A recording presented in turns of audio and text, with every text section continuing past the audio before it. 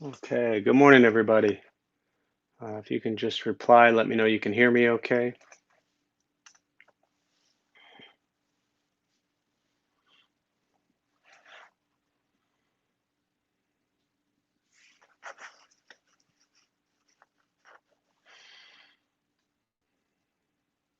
Anyone hear me?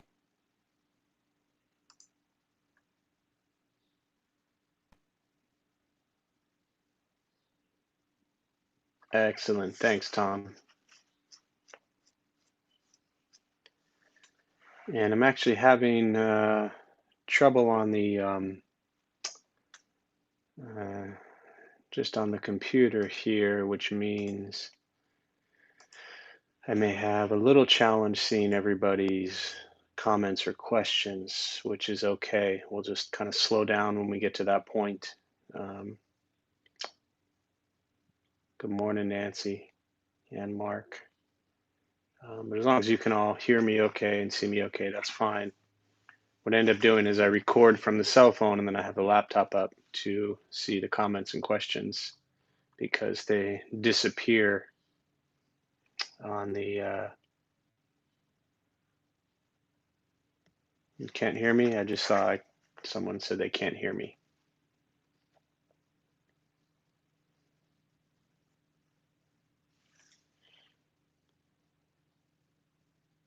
Let me know once again if you can hear me okay.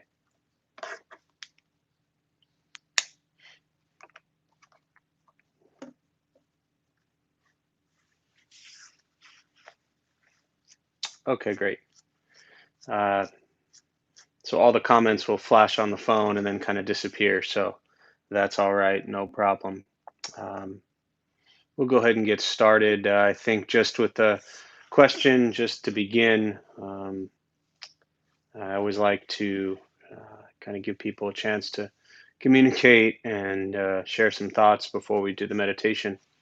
There's a chat box somewhere on your screen. Um, so I think as a question this morning, um, I'll ask you all, are you excited for today? Simple question. Um, Feel free to answer as little or as much as you'd like, yes or no, expand. Um, and if you want, maybe share if you are excited, why. If you're not excited, why. Um, but are you excited for today? Simply just to be alive and have the opportunity to face whatever today brings. So that's my question at this moment. And there's a chat box on your screen somewhere. You can go ahead and just type your answer in there as we wait a couple minutes before everybody jumps on here, and then we'll get started with the meditation.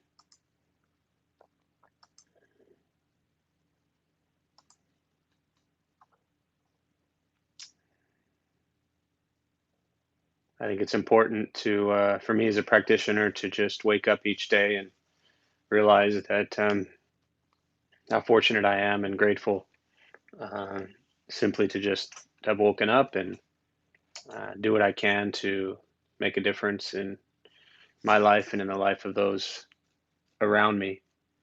Um, so, again, the question, are you excited for today? Excuse me.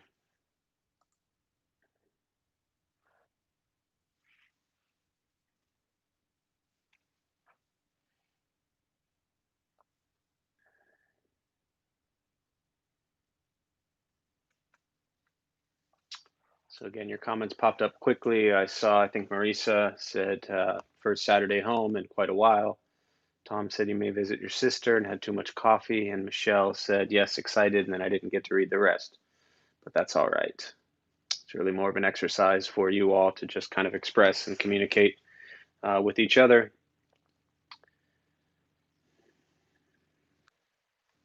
Grateful for every day of good health. Absolutely. Anyone else want to share if they're excited for today? And if so, why or why not?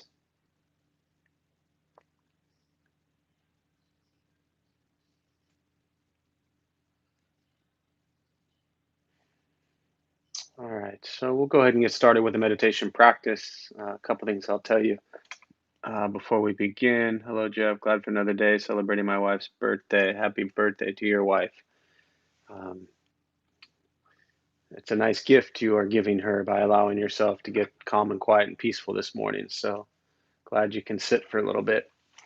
So we'll go ahead and get started with the meditation practice. A couple things to tell you before we begin. Nothing's going to happen to you. You're not going to float away. You won't have any mystical, magical experiences. The mind that races all day long is not going to shut off. Don't judge your practice, meaning don't ask yourself, is it working? Is it not working? Are you doing it right? You're doing it wrong. We're just going to sit, you're going to breathe. You'll hear sounds wherever you are, sounds inside your room or outside. This is life. Life is filled with chaos. And the practice of meditation is learning to get quiet and still within all of the chaos. So please try not to judge your practice. We're just going to sit and breathe. Posture, you just want to be comfortable. If you're on a cushion, slide into the front third, pushing the stomach forward. Allows the back to straighten. Shoulders are relaxed. Hands can be on the knees or in the lap, whatever is comfortable for you. I'll suggest closing the eyes if that works, or slightly open. Mouth will be open or closed. Again, whatever is comfortable. I will guide us as we begin, and we'll settle into a little bit of silence.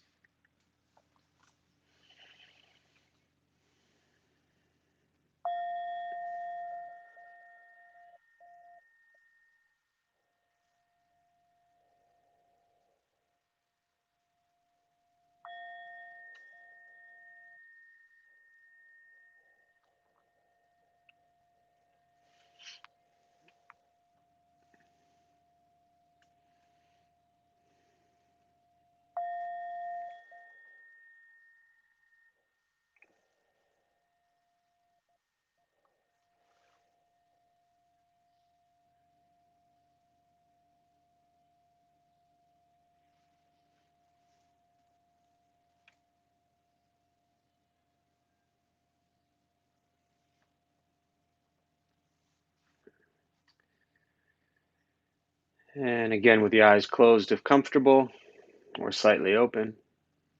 Mouth open or closed. We'll start with taking 3 deep breaths slowly.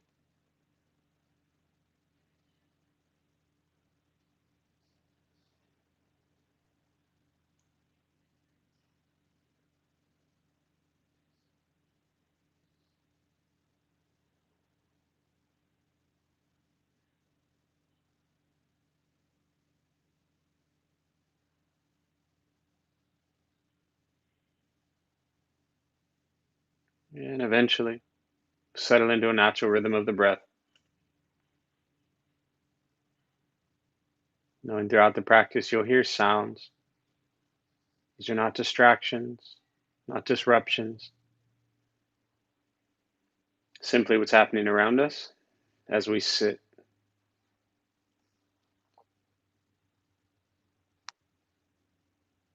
Noticing the mind as it wanders, jumping from thought to thought. Start with gently guiding the attention and focus to the stomach or chest, breathing in, feel them rise, breathing out, they fall.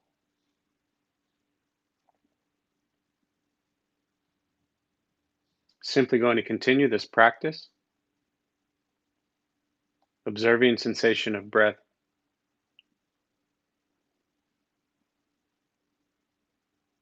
expecting nothing but to sit and breathe.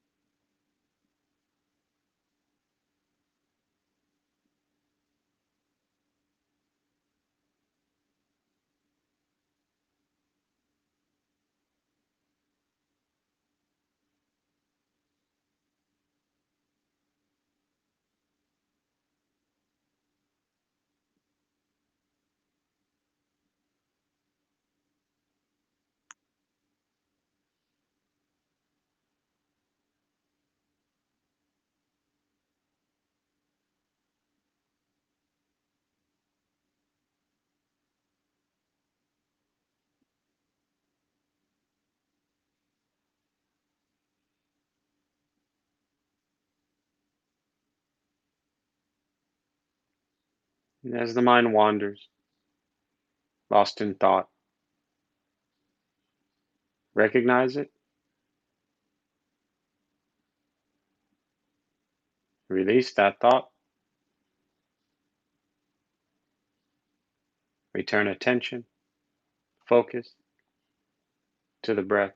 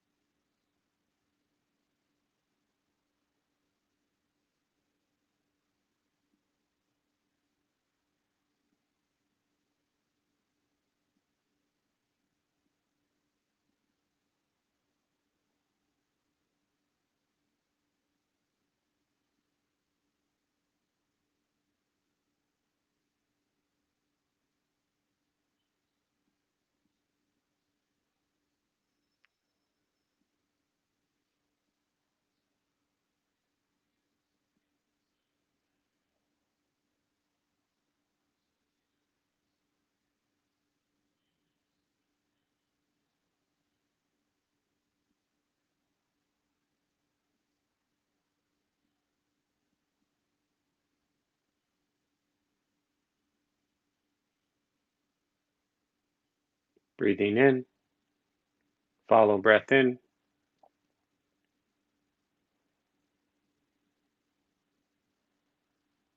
breathing out,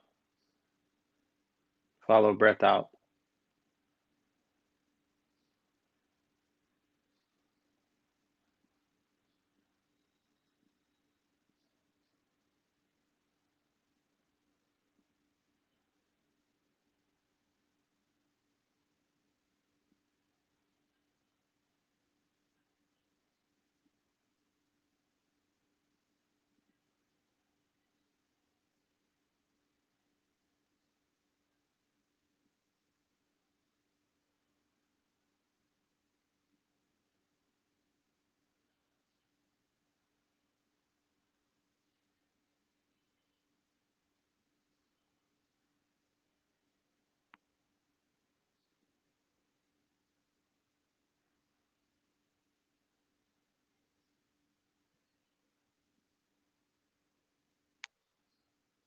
Letting go of expectations,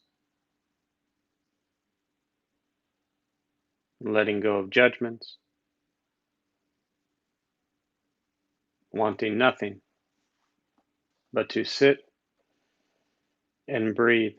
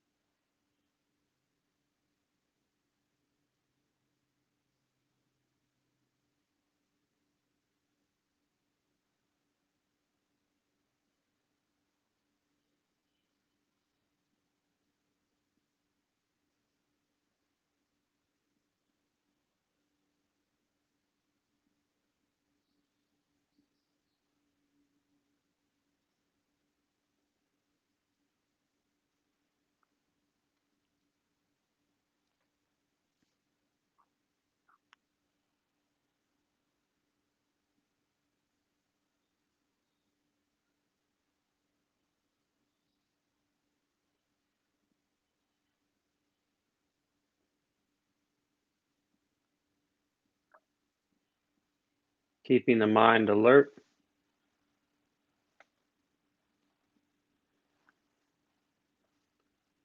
aware of each sound,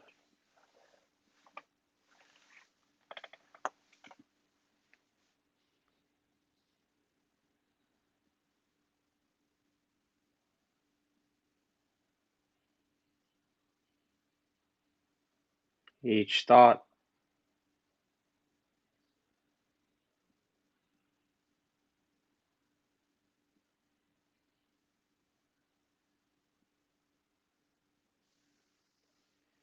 each physical sensation,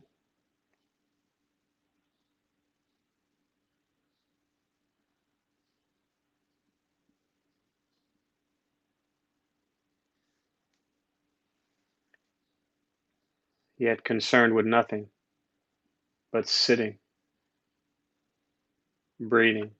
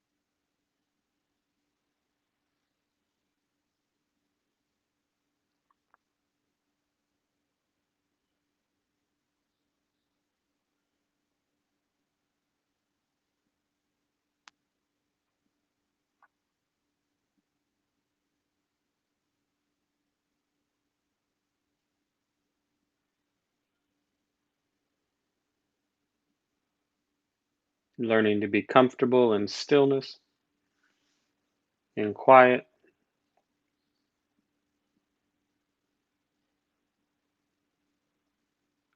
expecting nothing but to sit and breathe.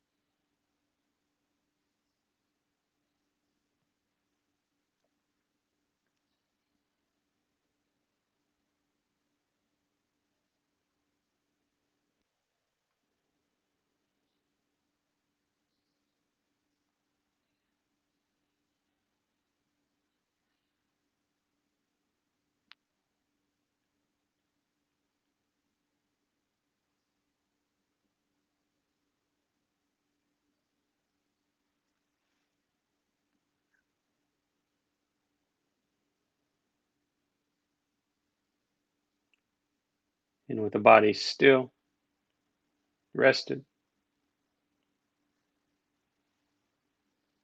and the speech quiet, aware of all sounds, and the mind learning to settle, know what it's like to just sit and breathe,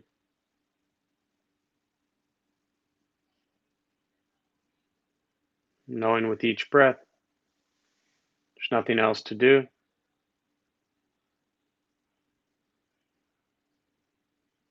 nowhere else to go,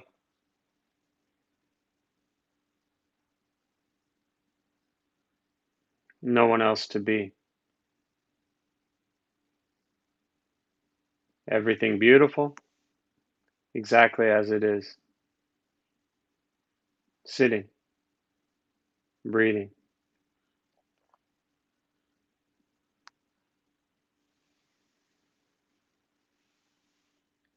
And once again, taking 3 deep breaths slowly,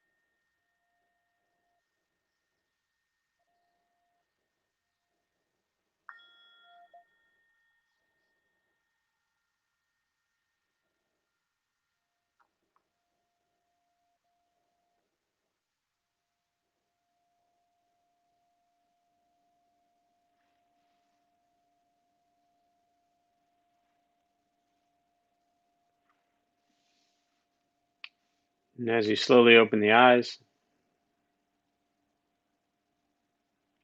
slowly begin to move. And most important, with the practice of meditation, is to recognize how you feel now, immediately after. Compare this to how you typically feel throughout your day. Recognize the difference, if there is one. Ask yourselves how you'd prefer to feel every day for the rest of your life.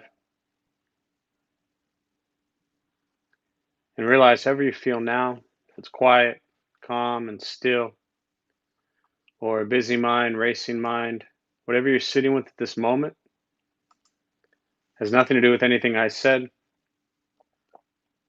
It's nothing to do with how we sit and hold the hands or cross the legs. It's nothing to do with the sounds around us or anything else for that matter. It has everything to do with your own mind and your own mind's reaction to an external condition. This is what the Buddha called pratitya samuppada, dependent origination. This is the basis of the Buddha's awakening.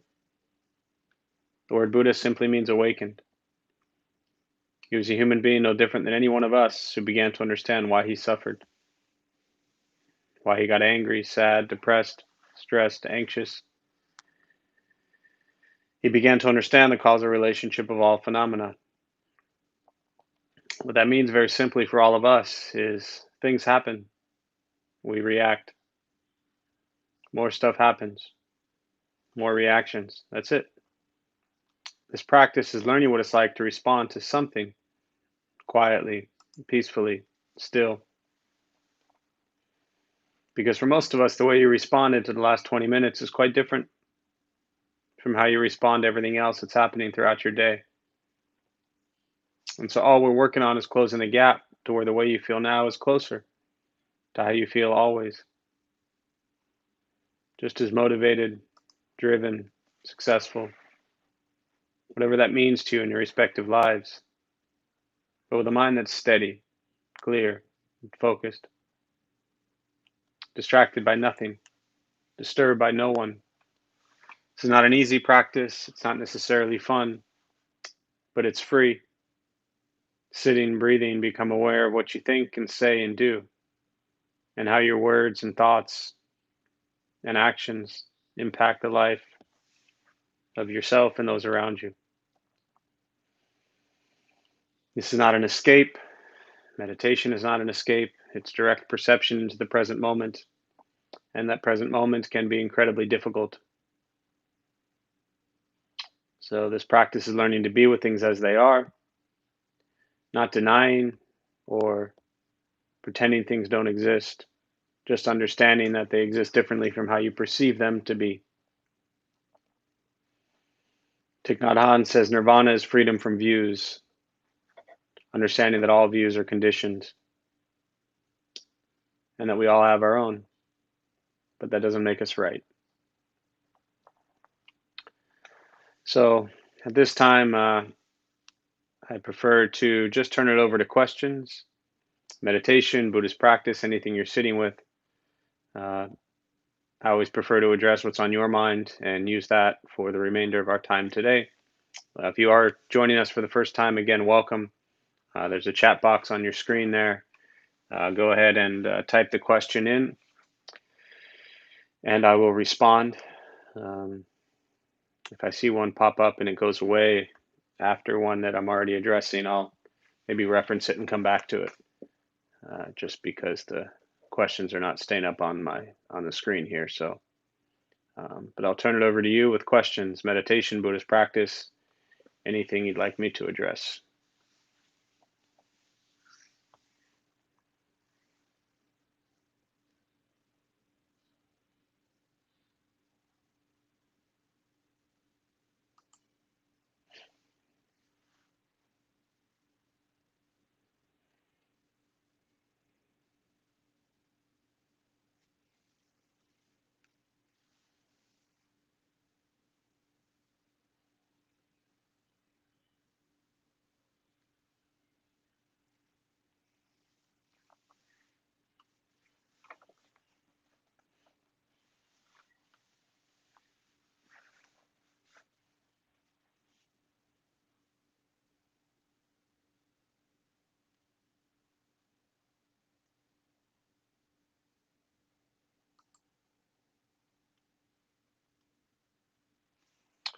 Would you please talk about not being in traffic, but being traffic? Sure.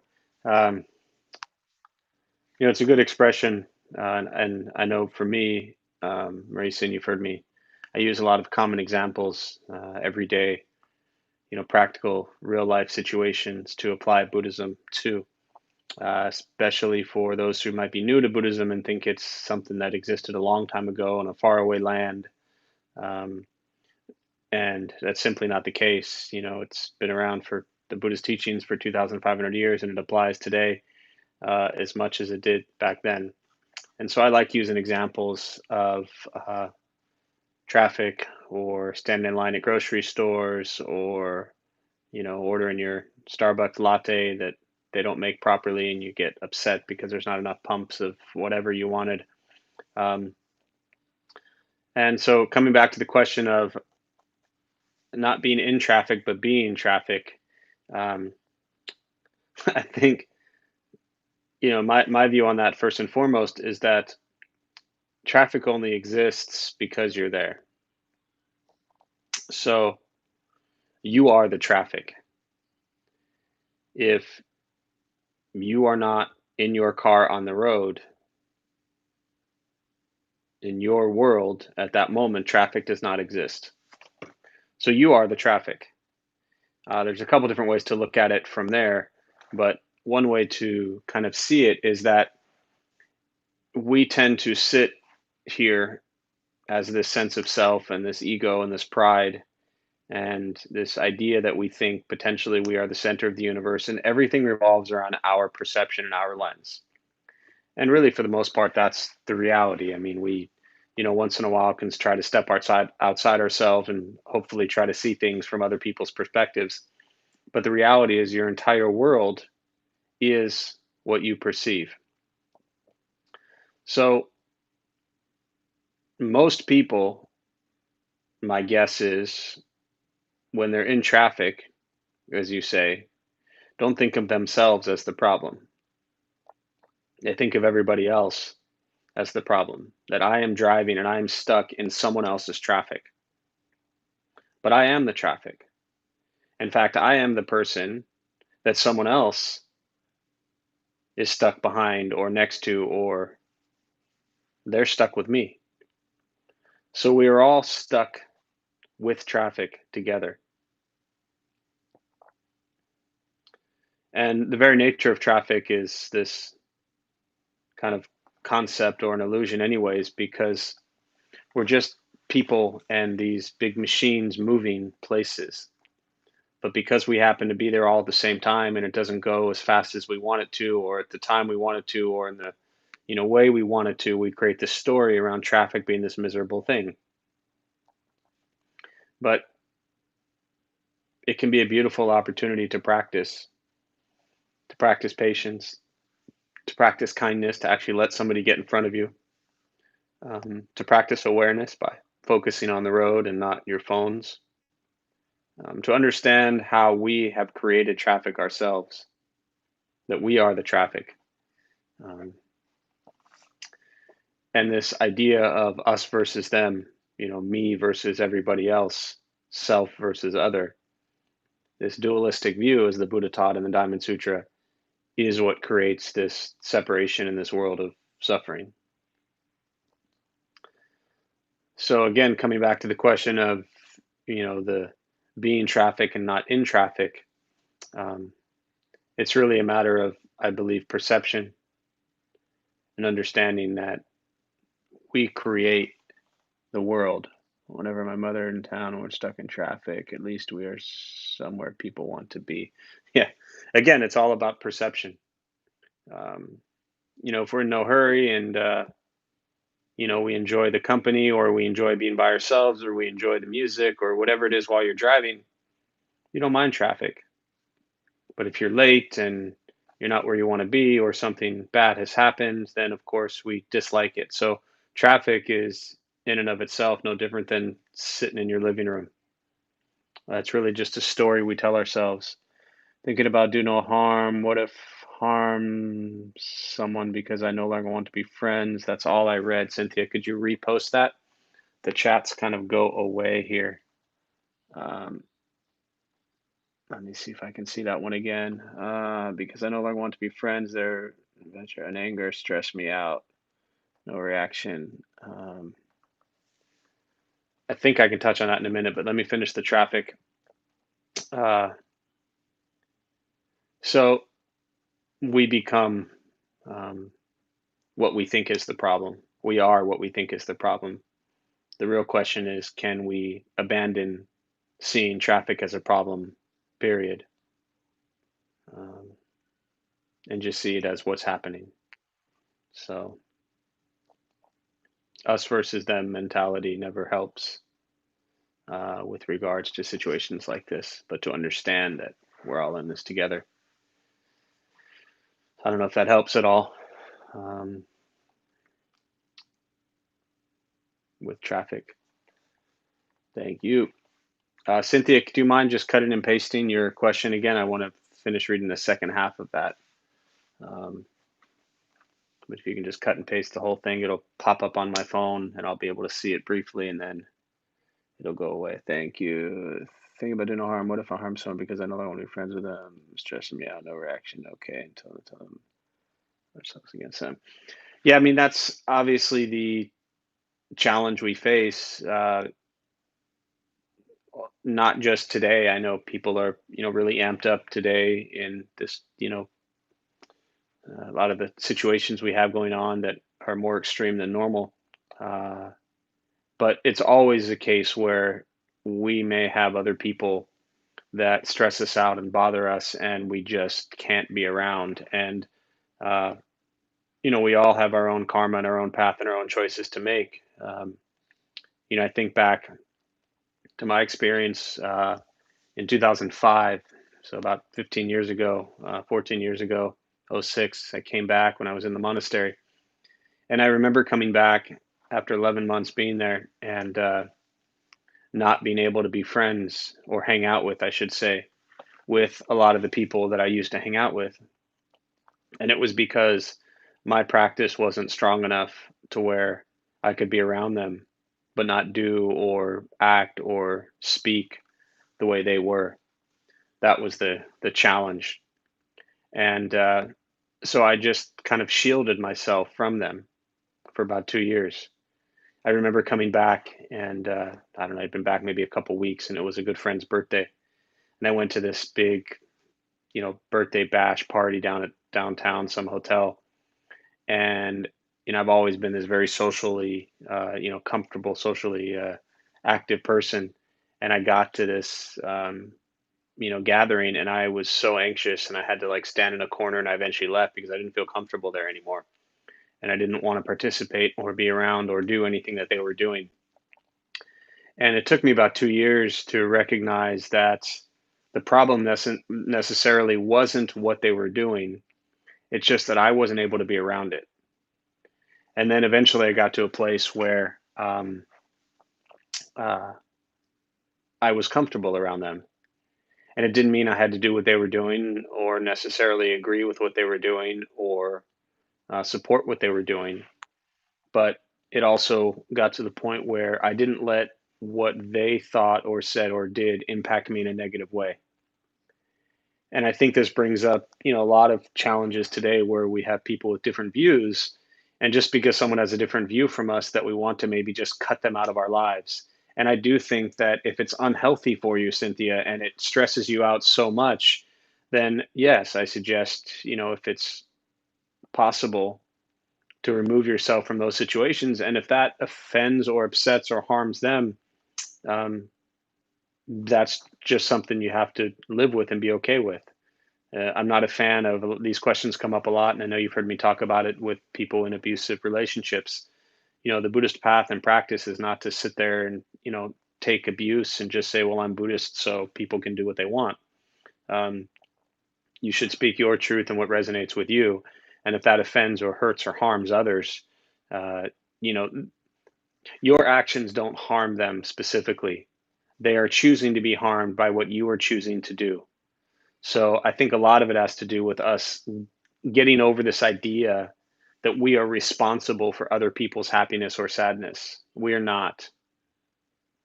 And if you can begin to understand that, it hopefully will help you recognize that the choices you're making to live your life in a way that's peaceful to you may include removing people from your life. And if they're not okay with that, then that's their choice. I think we're back here. Sorry, I lost you there for a minute. So hopefully that's helpful, Cynthia.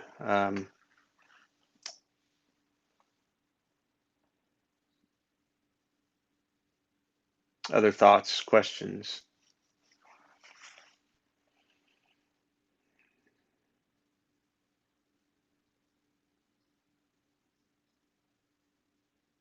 It's not easy to do, of course, because we don't want to harm anyone with the choices we make, but I think we have to protect ourselves to a certain extent as well. Obviously, physically, mentally, and emotionally. That's very important. Other thoughts, questions, meditation, Buddhist practice, anything else?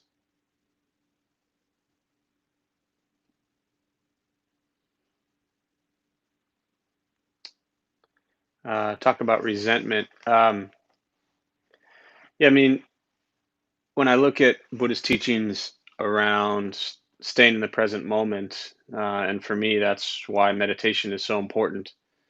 Uh, is resentment is really just carrying anger or whatever emotion you want to apply, uh, carrying it today with things from uh, and things that occurred in the past, and whether we resent things that we did or we resent things that others have done. Um, Carrying this emotion and feeling of resentment isn't harming anyone except you. And I think it's very important to understand that you are the one being harmed um, when you resent yourself or others from the past. So, first and foremost, to understand that uh, and to try to transform whatever it is that you have resentment towards into the practice of compassion. And if you have resentment towards others for things they've done that, you know, you say have harmed you or that you feel have harmed you, and obviously they have, then to try to understand that however people acted uh, and whatever they did, that they were coming from a place of suffering, which is why they acted and responded in that manner. So, uh, living with the feeling of resentment is really difficult because it just doesn't allow you to move forward. And it's like, you're hiking and you're carrying this huge pack around on your back, and you finally set it down. I think moving beyond resentment and learning to forgive is for you as much as anybody else. So try to acknowledge that you have harmed people, I have harmed people, and other people have done things that harmed you. When we can embrace this and open our hearts to that, to learn to forgive, it doesn't mean you have to forget what happened. Um, but I've never found resentment to be a healthy emotion at all. And again, as I started to talk about, I think that's where the meditation practice is so critical. Because if I'm focused on the present moment, here I am, I'm sitting, I'm breathing, I'm present, then in this moment, I'm not bringing past thoughts and emotions here. I'm leaving them where they are, which is in the past. And if I stay in the present moment and I continue to move forward, resentment ceases to exist. It's only when the mind wanders to the past and starts thinking about all the things in our life that we don't like or didn't approve of that resentment arises. So learning to stay present is so important. So hopefully that's helpful.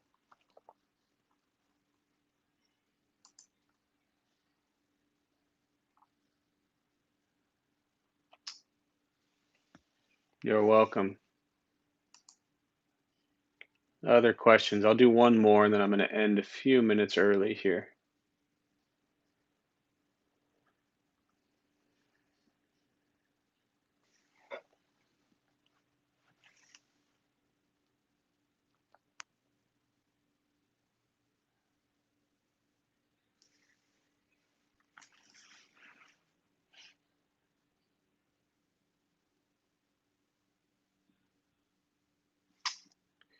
Anything else?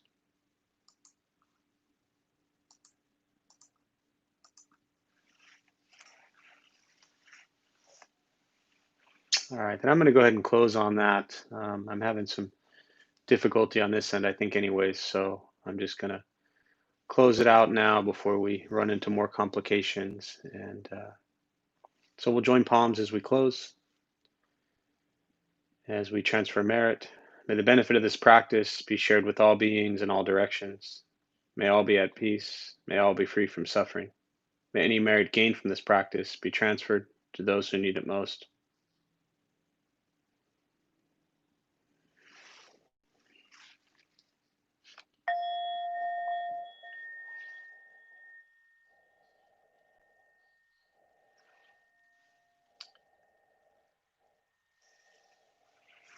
So, thanks all for joining us this morning. Sorry to those we lost when I cut out for a few moments. If you are joining us for the first time, I am Jeff. I'm a Dharma bum. We opened up the temple 14 years ago to introduce Buddhist practice to local folks. Those of us who lead, we're not monks or nuns or gurus or masters, we're just practitioners. And we do our best to take our understanding of Buddhist teachings and put it into terms that make sense for those who show up. So just about every night we have classes going on, Tuesday, Wednesday, Thursday on YouTube. Saturday morning, everything else is on Zoom. We have Monday through Friday in the morning, 8 and 8:30. We have a recovery sangha which meets just about every day. So always something happening. We've been closed since March 12th. We'll continue to stay closed until we feel it's safe to open our doors. But at this time, we just want to make sure everybody is safe and healthy, and we don't want to be the reason that anybody goes out and gets themselves or anybody else sick. So please take care of yourself, wear a mask, be smart, and I wish you all well. If I never see you again, think good thoughts, speak good words, do good deeds. That's really the heart to this practice. So we'll see you all soon.